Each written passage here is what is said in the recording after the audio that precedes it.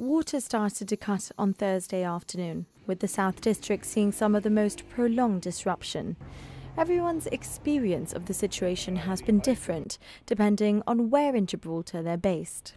What caused the fire should have not caused the fire. Obviously, those things that caused the fire should have been under the protection of the law, because apparently there were cars that were impounded and launches that were impounded.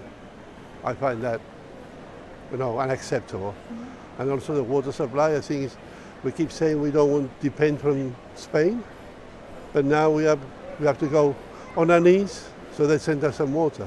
So I live at Gardeners Road, and up since Thursday we haven't had a single drop of water, so it's quite desperate for me, especially with a little one as well. But anyways, I mean, what can we do? I really appreciate though the hard work of Aquagib and everyone, so I just hope it just comes back to normal as soon as possible.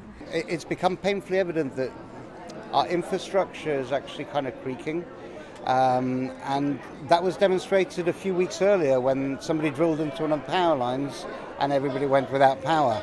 And the same happened. This time it was a fire in one of the tunnels that caused damage to the actual main system, and that disrupted our water supply entirely.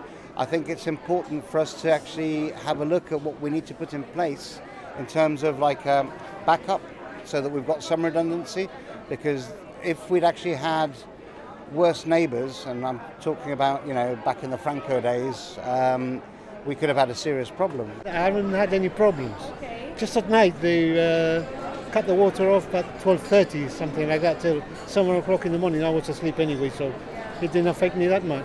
We're getting a lot of help, I think, from government and from everybody in charge.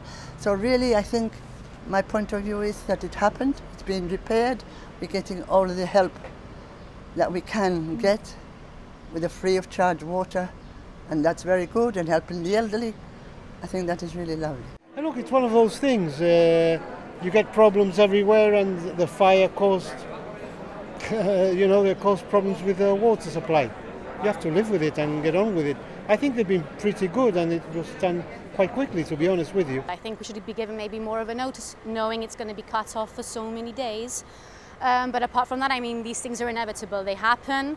We have a hard-working team, so we just have to support one another and hopefully just pull through it, and hopefully it won't happen again for so many days. The infrastructure of Gibraltar had to be done many years ago, not now. And of course you can't keep building more flats and more flats and more flats, and the supply of water is not there, and the supply of electricity is not there. I mean, I know there was a lot of complaints, but given the scale of the job, I think they did all right. But we do need to actually kind of look in future, how can we make sure that we're not as vulnerable as we are, because it just puts it into perspective. If anybody really deliberately wanted to attack our infrastructure, it's an issue. The incident has been described as probably the worst Gibraltar has seen regarding water supply since the 60s and or 70s, and possibly even beyond that.